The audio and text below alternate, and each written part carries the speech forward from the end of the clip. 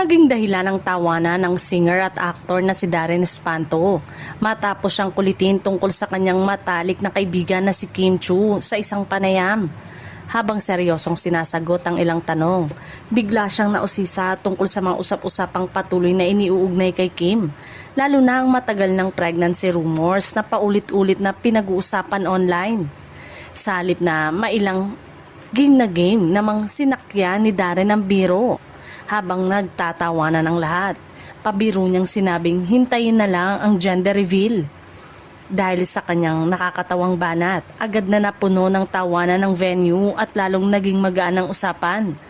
Matatanda ang ilang beses nang nilinaw ni Kim Chiu na wala umanong katotohanan ng mga espekulasyon na siya ay buntis.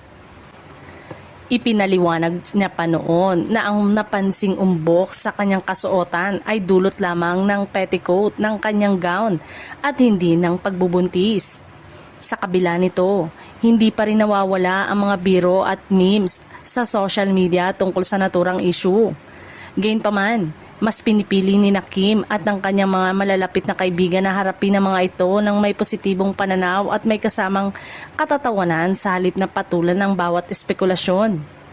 Samantala, ikinatuwa ng maraming tagahanga ang naging reaksyon ni Darren dahil ipinakita niyang marunong siyang makisabay sa biruan habang iniiwasang kumpirmahin o palakasin ng mga walang basehang chismis.